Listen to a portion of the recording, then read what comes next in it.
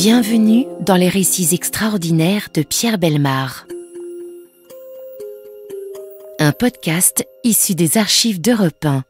Autrefois, il fallait être lépreux ou sorcier pour que la communauté vous rejette, pour qu'elle vous attache autour du cou une petite clochette, pour qu'elle vous abandonne une écuelle à l'entrée du village, ou ordonne aux chiens de vous chasser très vite. Autrefois, il fallait faire peur pour vivre solitaire. Aujourd'hui, les possibilités sont élargies. Aujourd'hui, le problème, au niveau du contexte de la solitudité, c'est une autre affaire. À la limite, on le traite en ordinateur, on l'émulsionne en sondage divers et on parle tellement qu'on ne sait plus ce que c'est. On veut intégrer, insérer, réinsérer, réadapter, reconsidérer, bref, on en bafouille. On voit midi à sa porte sans se rendre compte qu'il est midi une à celle du voisin et qu'une minute de décalage, c'est énorme, c'est une autre latitude. La solitude n'a ni âge, ni lieu, ni temps, ni raison valable quelquefois. Elle peut même se décrire en parlant d'autre chose. Vous voulez un exemple ? Oh, c'est facile. Dans les dossiers extraordinaires, on trouve de tout. On trouve même de l'extraordinaire là où on ne le cherchait pas.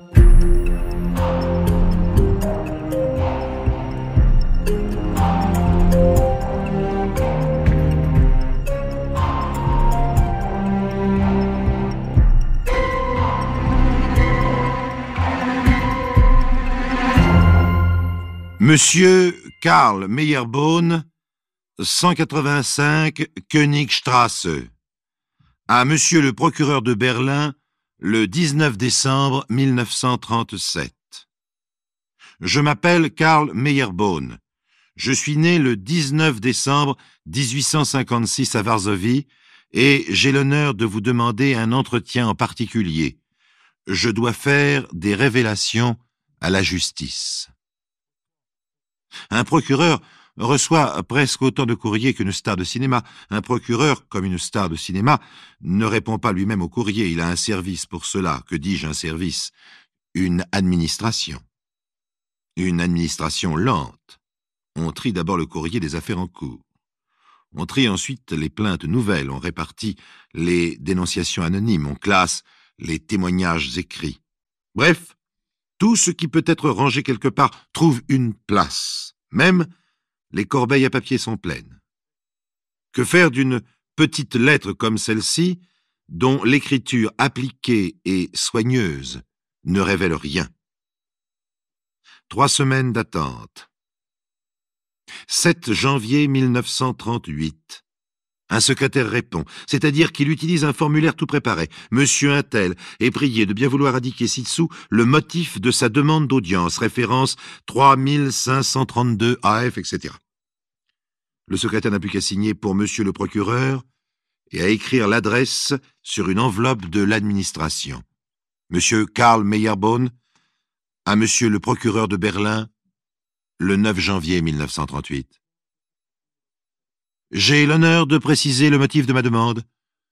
J'ai des révélations à faire à la justice. Réponse, veuillez indiquer les références de votre dossier. Réponse, je m'appelle Karl Meyerbohn.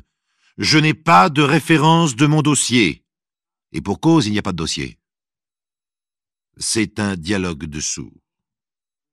Et pourtant, il s'agit bien de 2 êtres humains pareillement construits, 2 yeux, 2 oreilles et un cerveau chacun. Seulement l'un des deux est dans l'administration.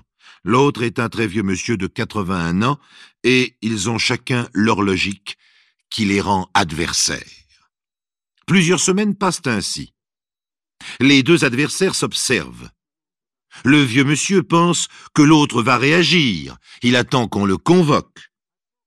L'administration attend qu'on la relance. Ah, c'est normal pour une machine. C'est à l'administré de faire les efforts. C'est à lui de deviner ce que la machine ne comprend pas, pourquoi elle ne le comprend pas, et d'y remédier. Dans ce cas-là, le mieux est de tout reprendre à zéro. 17 février 1938. Monsieur Karl Meyerbohn à monsieur le procureur de Berlin. J'ai l'honneur de vous rappeler ma lettre du 19 décembre 1937 dans laquelle je vous demandais un entretien en particulier. N'ayant pas reçu de réponse, je me permets de renouveler ma demande, très respectueusement, etc. Réponse, une circulaire à nouveau. Monsieur le procureur reçoit les mardis et jeudis de 9h à 11h. L'homme aura beau faire, les machines qu'il invente ne seront jamais parfaites. La réponse n'est pas exactement conforme à la demande. Le vieux monsieur attendait un rendez-vous, pas une salle d'attente. Mais il est là. Depuis 9h du matin. Je suis sûr qu'il était là. Et tous les gens qui étaient là en même temps que lui n'ont jamais eu le temps de passer avant 11h.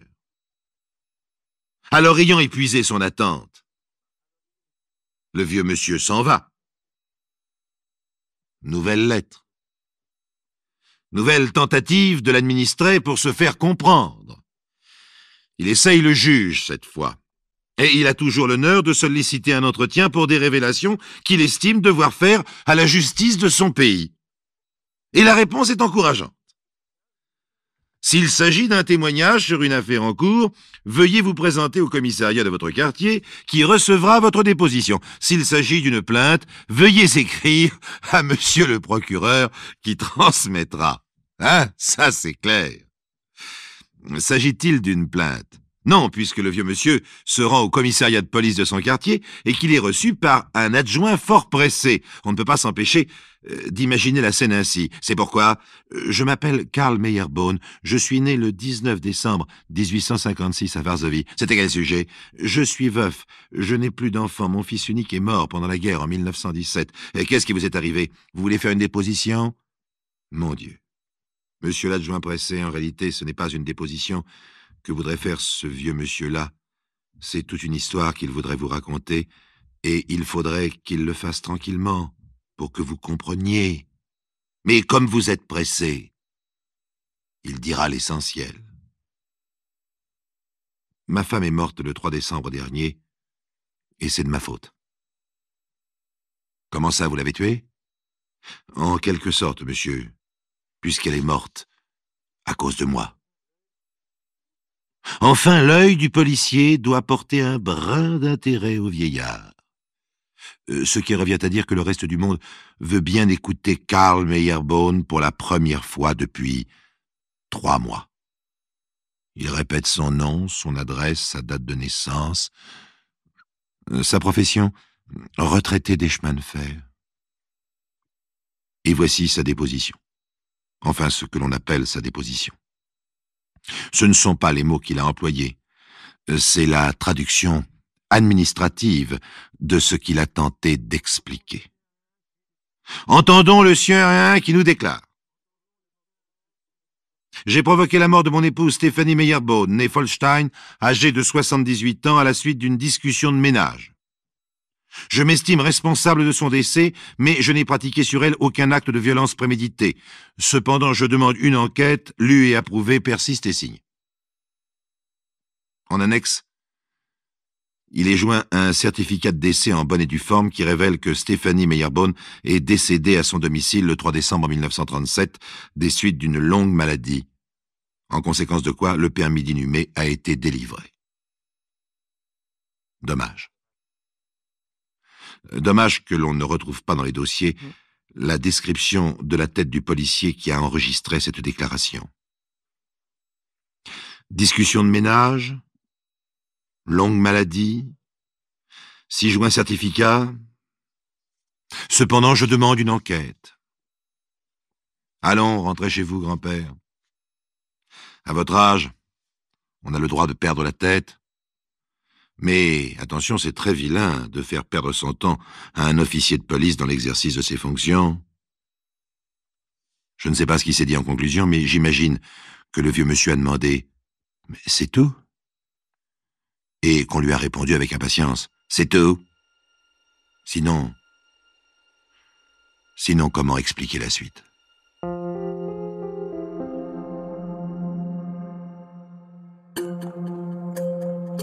Les récits extraordinaires de Pierre Bellemare, un podcast Europe 1. J'étais en train de vous raconter l'histoire de Karl Meyerbohm, 81 ans, venu s'accuser d'être responsable de la mort de sa femme, 78 ans. C'est une sorte de petit miracle, d'ailleurs, que ce dossier ait été reconstitué et surtout qu'il ait franchi toutes ces années. Il a été retrouvé dans un lot d'archives de la police allemande avec d'autres, bien plus importants. Mais point n'est besoin d'être important pour être extraordinaire. Il n'y a pas eu d'enquête. Du moins, pas comme vous l'imaginez. Après sa déposition en mars 1938, drôle de printemps, Karl Meyerbohm a dû rentrer chez lui. Et il a dû attendre vainement qu'il se passe quelque chose. Il s'en passait des choses pourtant autour de lui. Des choses qui concernaient tous les Meyerbohm du pays, mais pas lui. Pas le vieux monsieur coupable de 81 ans qui réclamait justice. A-t-il été dénoncé? Faisait-il partie d'une liste établie quartier par quartier, rue par rue? Quoi qu'il en soit, des policiers un jour se présentent au domicile de Karl Meyerbohm. Ils viennent lui signifier qu'il est coupable, effectivement. Coupable d'être juif. Mais le vieux monsieur n'est pas là. Il n'entendra pas ce qu'on a à lui dire de cette culpabilité-là. Autant mieux, car elle ne l'intéresse guère. L'appartement est vide. Tout y est soigneusement rangé. Il n'est plus habité depuis un certain temps, la poussière en témoigne. Les policiers stupides feront leur travail malgré tout. Ils sont venus confisquer les biens de Meyerbohm, ils confisquent. Et les voilà qui confisquent la vie, la philosophie, les doutes et les remords de Karl Meyerbohm. Les voilà qui confisquent 81 ans d'existence, le seul bien précieux qui ne soit pas monnayable. C'est un dossier. On y trouve, bien rangé, épinglé par ordre de date, les doubles des lettres du vieux monsieur à l'administration, les réponses, et aussi des ordonnances d'un médecin, une facture des pompes funèbres. Ce qui nous intéresse, c'est la lettre. Comme elle n'est adressée à personne, chacun d'entre vous peut la prendre pour lui. Elle commence par la litanie du début. Je m'appelle Karl Meyerbohm, je suis né le 19 décembre 1856 à Varsovie et j'ai des révélations à faire. Et puis le style change. Le vieil homme parle enfin naturellement, puisqu'il ne parle à personne. C'est un discours de solitude. Stéphanie, ma pauvre femme, est dans l'éternité. Je me souviens du jour où elle est tombée malade. C'est une injustice qu'il m'est dur de supporter. Elle est paralysée, son cœur est à bout de force. Je dois vivre avec elle comme avec un enfant fragile. Elle ne doit pas avoir froid ni peur. Je dois lui parler doucement et ne jamais la contrarier. Je dois la guider jusqu'à la mort que le destin aura choisie. Je dois prier pour ne pas mourir avant elle et pour conserver ma force. Il faut maintenant que je dise mon remords, car je suis un vieillard et ma raison est sénile. Quand Stéphanie me dit qu'elle ne veut pas partir de la maison, je lui dis qu'il faut obéir. Elle ne veut pas que je l'emmène à l'hôpital. Elle dit que nous serons séparés, que j'irai en prison, qu'elle mourra seule. Moi, je dis le contraire. Je crois que l'hôpital est un bienfait. Ils ont là-bas des gens qui savent empêcher que les malades étouffent et qu'ils meurent. Stéphanie, ma femme, me dit que je suis un entêté et que je ne comprends pas la situation. Je ne sais pas de quelle situation elle parle. Je crois seulement qu'il faut que je me fâche et qu'elle écoute ce que j'ai à dire et ce que je décide. Stéphanie ne comprend pas que son mari a peur de s'endormir. J'ai peur qu'elle étouffe pendant que je dors. Si je dors, je ne peux pas surveiller. Je crie. Et Stéphanie crie aussi. Ma femme dit qu'elle ne peut plus respirer, qu'elle va mourir.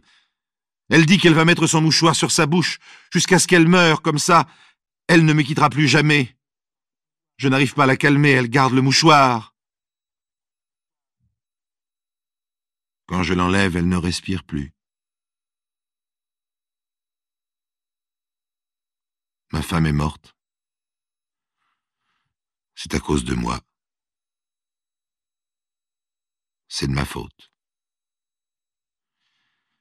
Je dois m'en accuser devant Dieu et devant les hommes. Ils ne veulent pas me juger. Je dois me présenter seul à mon juge. Je suis coupable. Voilà ce qu'ils ont confisqué, les policiers stupides, puisqu'il n'y avait rien d'autre. Et d'autres policiers ont dû venir les jours suivants pour une enquête dérisoire et rapide. On avait trouvé le corps d'un vieillard qui s'était pendu dans la forêt. Depuis quelques jours, il était à la morgue. Personne ne l'avait identifié. Quelqu'un a dû le faire parmi les voisins. Quelqu'un a dû dire à un policier stupide « C'est le vieux juif que vous cherchiez ». C'est ainsi qu'on a refermé un dossier tout petit, avec un dernier tout petit papier, le certificat d'identification de la morgue. Ensuite, il s'est passé des discours, des bombardements, des folies collectives, le monde a explosé. Jusqu'au jour où un documentaliste, en cherchant autre chose, est tombé sur le petit dossier et nous l'a rapporté. Il était inclassable, il ne ressemblait à aucun autre. Ni crime, ni enquête, ni juge, ni assassin, ni procès, ni témoignage, ni photo. Un simple petit paquet d'une dizaine de feuilles photocopiées par un archiviste consciencieux, sans plus. Le reste, tout le reste, il fallait le deviner, le recoller sans connaître les visages et les détails, une sorte de puzzle fragile, un échafaudage de fumée.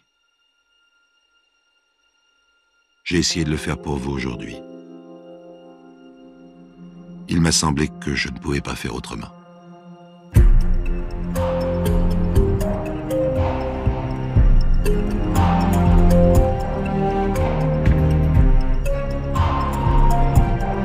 Vous venez d'écouter Les récits extraordinaires de Pierre Bellemare, un podcast issu des archives d'Europe 1.